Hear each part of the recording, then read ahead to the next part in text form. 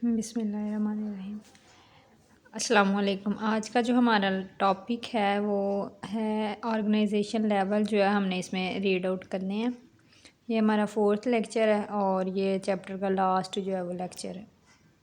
First जो level है वो है सब अटामिक एंड अटामिक लेवल। इसमें जो है वो है all types of matters are made up of elements. जितने भी मैटर्स जो है वो बने होते हैं वो सारे के सारे एलिमेंट्स के बने होते हैं। And each element contain a single kind of atom. और जो एलिमेंट्स होते हैं हमारे पास वो एटम्स के बने होते हैं, इसमें ये चीज़ बताया हुआ है। और एक एटम जो है वो सब अटामिक पार्टिकल्स के साथ बना होता है। सब अटामिक पार्टिकल्स जो है इसमें आ जाते हैं, मेन जो है वो हमारे पास हैं electrons, protons and neutrons. Out of 92 kinds of elements that occur in mature and occur in nature, 16 are called bioelements। जो 92 एलिमेंट्स हैं हमारे पास उनमें से 16 जो हैं वो उनको हम बायो एलिमेंट्स कहते हैं। बायो एलिमेंट्स क्यों कहते हैं? क्योंकि ये जो हमारी बॉडी का तकरीबन 99% जो हिस्सा वो बनाती हैं। उनमें आ जाते हैं, उनमें से 16 में से 6 जो हैं वो हमारे पास 99% बनाती हैं और जो बाकी 10 है वो 1% बनाते हैं। उनमें हमारे पास 6 में carbon, oxygen, hydrogen, nitrogen, calcium, phosphorus ये आ जाते हैं। ये नीचे इनकी परसेंटेज के साथ इनको जो है वो बताया हुआ पिक में। नेक्स्ट हमारे पास जो सेकंड लेवल है वो है मॉलिक्यूलर लेवल। मॉलिक्यूलर लेवल जो है इसमें बताता है कि ऑर्गेनिजम्स जो हैं इसमें बायो एलिमेंट्स जो है हमारे पास हैं वो आइसोलेटेड फार्म में जो है नहीं रहते, बल्कि ये कंबाइन हो के फार्म्स में जो है जितने भी बायो एलिमेंट्स हमारे पास 16 है तो वो कंबाइन फार्म में जो है वो रहेंगे आयोनिक या कोवलेंट बॉन्डिंग के through. The stable particle formed by such bonding is called molecule और बायो मॉलिक्यूल। और इस बॉन्डिंग को जो है ये स्टेबल पार्टिकल जो होते हैं इस बॉन्डिंग को हम कहते हैं मॉलिक्यूल या bio molecule. An organism is formed by a numerous number of biomolecules of hundreds of different types। इसमें जो है डिफरेंट टाइप्स के बायोमोलिक्यूल्स होते हैं, एक ही किस्म के नहीं पाए जाते। These molecules are the building material and are themselves constructed in great variety and complexity due to specific bonding arrangement। जो बॉन्डिंग होती है इनके दरमियान आयोनिक या कोवलेंट उसकी वजह से बहुत ज़्यादा ग्रेट वेराइटी में पाए जाते हैं ये मॉलिक्यूल, और इनके दरमियान जो है वो काफ़ी कम्प्लिसिटी पाई जाती है। Biomolecule are classified into micromolecules and macromolecules. Micromolecules जो है इनका लो मॉलिक्यूलर वेट होता है, जो मैक्रो होते हैं उनका हाई होता है। माइक्रो मॉलिक्यूल्स का जो है वो मॉलिक्यूलर वेट लो होता है, तो इसमें आ जाते हैं हमारे पास ग्लूकोज हो गया, वाटर हो गया। और जो मैक्रो मॉलिक्यूल्स होते हैं उनका मॉलिक्यूलर वेट हाई होता है, उसमें हमारे पास स्टार्च, प्रोटीन और लिपिड आ जाएगा। इनका माइक्रो का साइज़ जो है स्मॉल होता है। माइक्रो का साइज़ जो है वो स्मॉल होता है और मैक्रो मॉलिक्यूल्स का साइज़ लार्ज होता है। माइक्रो मॉलिक्यूल्स का जो मॉलिक्यूलर वेट है वो लो होता है और मैक्रो का हाई होता है। और माइक्रो जो है वो सिंपल सा स्ट्रक्चर होते हैं, जबकि मैक्रो मॉलिक्यूल जो है वो कम्प्लेक्स स्ट्रक्चर होते हैं। ये इनका थोड़ा सा डिफरेंस लिखा हुआ है।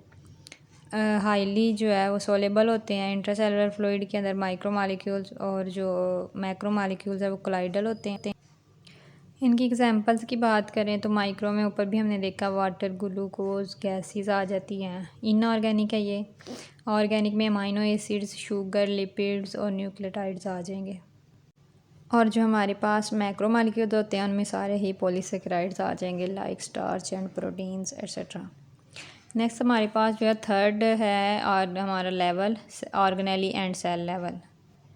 बायोमॉलिक्यूल्स जो हैं ये एक वे में, पर्टिकुलर वे में असेंबल होके जो है वो एक फॉर्म बनाते हैं जिसे ऑर्गेनेलीज कहते हैं। The organelle are actually subcellular structure and when they assemble together unit of life cells are formed. जब ये सब सेलुलर स्ट्रक्चर होती हैं बेसिकली ऑर्गेनेलीज, जब ये एक यूनिट ऑफ लाइफ में जो है वो असेंबल होती हैं तो ये सेल बनाती हैं। Each type of organelle is specialised to perform a specific function. एक ऑर्गेनेली जो है वो एक ही स्पेशल फंक्शन के लिए जो है वो होगी, यानी कि इनका स्पेसिफिक फंक्शन होता है हर एक का। फॉर एग्ज़ाम्पल हमारे पास माइटोकॉन्ड्रिया की एग्जांपल देखें तो ये स्पेशलाइज्ड होती है सेलुलर रिस्पायरेशन के लिए, और जो राइबोसोम्स होते हैं वो स्पेशलाइज्ड होते हैं प्रोटीन की सिंथेसिस के लिए। यानी कि प्रोटीन जो है वो माइटोकॉन्ड्रिया में सिंथेसिस नहीं हो सकती और ना ही सेलुलर रिस्पायरेशन जो है वो राइबोसोम्स में हो सकती है। ये सारी ऑर्गेनेल्स जो हैं जितनी भी पाई जाती हैं वो सब अपने काम के लिए स्पेसिफिक हैं।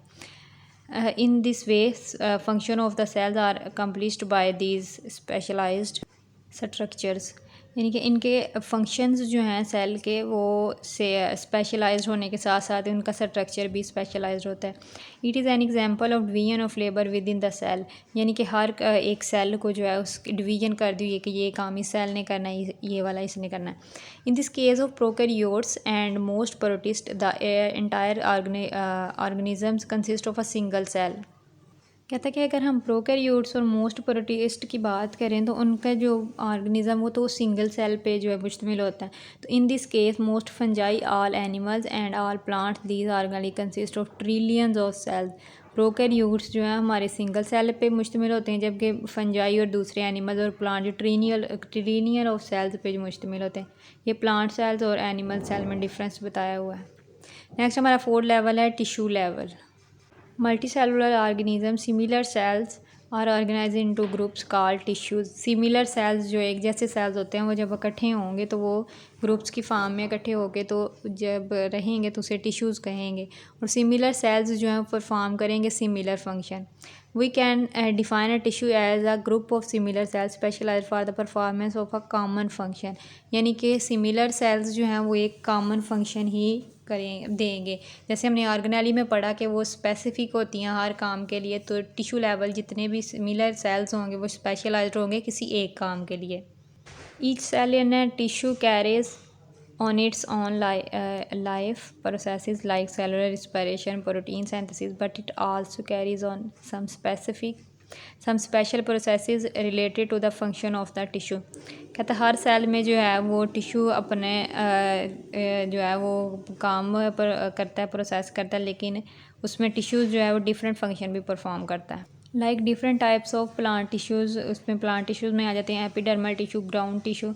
एनिमल्स में जो है वो नर्वस टिश्यू और मस्कुलर टिश्यूज़ जो हैं वो आ जाते हैं। डिफरेंट टिश्यूज़ की जो है एग्जांपल्स उन्होंने बताई हुई हैं। ये जो हमारे पास कुछ टिश्यूज़ हैं एनिमल टिश्यूज़ हैं, ये इसकी सिंपल और कंपाउंड की एग्जांपल दी। नेक्स्ट हमारे पास है organ and organ system. 5th हमारा लेवल हायर मल्टीसेलुलर ऑर्गेनिज्म जो है more than one type of tissues having related function as organised together and make a unit called organ. जो हमारे पास हायर मल्टीसेलुलर ऑर्गेनिज्म होते हैं उनमें एक से ज़्यादा किस्म के टिश्यूज़ जो हैं वो पाए जाते हैं, तो उनको जो है वो जब मिल के काम करेंगे तो उसको हम कहेंगे organ. Different tissues of an organ performing there specific function and their function collectively become the functions of organs. Different tissues जो हैं स्पेसिफिक फंक्शन होगा उनका, तो मिल के काम करेंगे। फॉर एग्जांपल जो हमारा स्टमक है स्पेशलाइज्ड जो है वो ऑर्गन है और इसका काम क्या है, digestion of protein and storing food. दो काम इसने करनी है, एक तो प्रोटीन की डाइजेशन करनी है, दूसरा इसने हमारी खुराक जो है स्टोर करनी है। Two major types of tissues are present in its structure. दो तरह के टिश्यूज़ इसमें पाए जाते हैं, एपिथेलियल टिश्यू और मस्कुलर टिश्यू। एपिथेलियल टिश्यू जो है ग्लैंडुलर टिश्यू होते हैं, इनमें सक्रीट होता है gastric juice for the digestion of protein. यानी कि जो ग्लैंडुलर होगा इसमें जो गैस्ट्रिक जूस होगा वो जब रिलीज़ होगा तब प्रोटीन की डाइजेशन होगी। सेकंड वन जो है वो है muscular tissue. Muscular tissue perform contraction of stomach wall for grinding of food and moving food to posterior end. अब मस्कुलर टिश्यू जो है नाम से ही समझ आ रहा है कि वो मसल्स का काम करेगा, तो वो क्या कहता है स्टमक की वाल्स को कंट्रैक्ट करता है जिससे फूड जो है ग्राइंड हो जाती है और मूव करती है पोस्टीरियर एंड की तरफ। So two tissues perform their specific function which collectively become the function of stomach. Different दो टिश्यूज़ हैं हमारे पास, तो काम वो डिफरेंट कर रहे हैं, लेकिन काम कौन से ऑर्गन का है, वो हमारे स्टमक है। नेक्स्ट लेवल जो है वो हमारे पास है ऑर्गन सिस्टम लेवल। अभी हमने ऑर्गन सिस्टम जो है वो ऑर्गन पढ़ा है, आगे हम ऑर्गन सिस्टम पढ़ेंगे। Different organ performing related function are organise together in the form of an organ system. Different organs जो है वो मिल के जब कोई काम कर रहे होंगे तो उसे हम ऑर्गन सिस्टम कहेंगे। In an organ system, each organ carries out its specific function and function of all organs appear as the function of an organ system. वही बात जो हम पीछे कर रहे हैं. फॉर एग्ज़ाम्पल अब इसकी एग्जाम्पल में हम पढ़ेंगे डाइजेस्टिव सिस्टम. ये जो हमारे पास एक ऑर्गन सिस्टम के तौर पे काम करता है. अब काम क्या है, प्रोसेस ऑफ डाइजेशन. इसमें कंप्लीट डाइजेशन का इसमें जो प्रोसेस आ जाएगा. Major organ system in its framework and are oral cavity, stomach, small intestine, large intestine, liver and pancreas. अब ये जो एक फ्रेमवर्क बना हुआ है ऑर्गन्स है हमारे पास, तो सारे ही ऑर्गन इसमें आएंगे.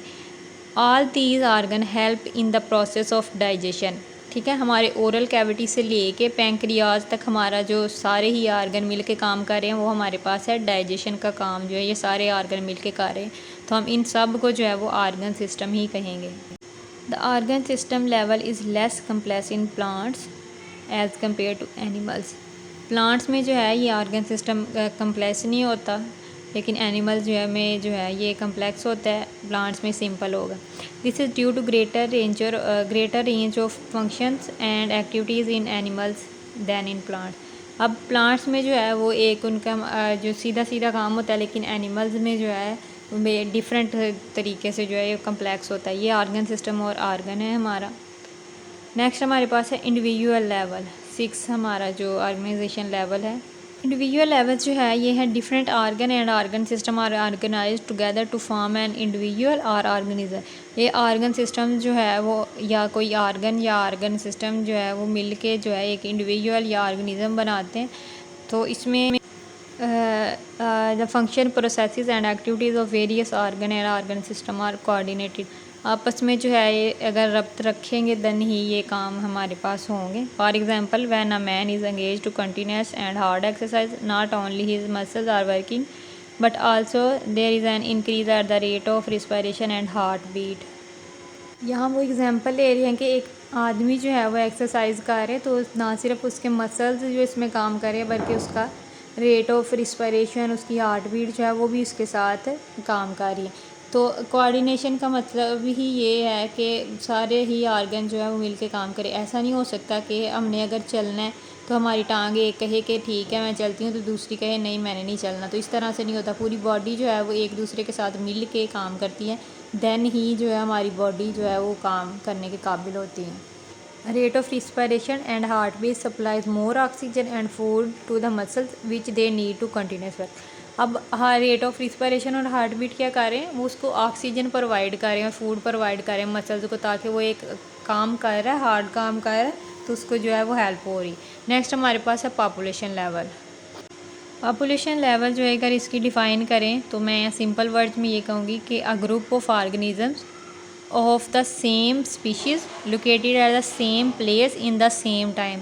यानी कि कोई हमारे पास ऑर्गेनिज्म का ग्रुप है जो कि सेम स्पीशीज़ है, उसमें सेम ही प्लेस है और सेम टाइम. ये चीज़ें हमारे पास जो तीनों सेम होंगी तो वो जहाँ पे रह रहे हैं उसको हम ये वो पॉपुलेशन होगी. यानी कि एक टाइम में एक स्पेसिफिक ऑर्गेनिज्म का जो ग्रुप है वो एक जगह पे मौजूद है, तो उसको हम पॉपुलेशन कहेंगे. दैन जो है उसकी एग्जांपल हम ये भी एग्जांपल कर सकते हैं और हम सिंपल ये भी कह सकते हैं हमारी क्लासरूम जो होती है वो भी एक पॉपुलेशन ही होती है. नेक्स्ट हमारे पास है community level. A community is a assemblage of different population interacting with one another with in the same environment. अब यहाँ पे जो है डिफरेंट पॉपुलेशंस मिल के रह रही हैं एक सेम इन्वायरमेंट में. ठीक है, वहाँ हमने क्या कहा, वहाँ हमने कहा डिफरेंट ग्रुप ऑफ ऑर्गेनिजम्स है. यहाँ हम कह रहे हैं डिफरेंट जो पॉपुलेशंस है वो मिल के रह रही हैं, तो फिर ये कम्युनिटी लेवल बन जाएगा. अगर हम एक फॉरेस्ट की जंगल की एग्जांपल ले तो ये हमारे पास कम्युनिटी लेवल आ जाएगा. उसमें हमारे पास जो प्लांट्स होते हैं, microorganism, fungi, animal species, ये सारी चीज़ें आ जाती हैं. Communities are collection of organisms in which one population में इंक्रीज़ एंड अदर में डिक्रीज़. तो इसमें जो है वो होता रहता है कि एक पॉपुलेशन डिक्रीज़ हो सकती है, एक इंक्रीज़ हो सकती है. कम्युनिटीज़ जो है वो कम्प्लेक्स भी हो सकती हैं और सिंपल भी हो सकती हैं. लाइक फॉरेस्ट कम्युनिटी जो है, अपाउंड कम्युनिटी एसेट्रा. अदर कम्युनिटी में भी simple like Fallon log with various population under it. In a simple community number and size of population is limited. Simple community में जो है वो लिमिटेड साइज़ होगा. इसमें बायोटिक और ए बायोटिक आ जाएंगे, ड्रास्टिक होगा, लॉन्ग लास्टिक होगा.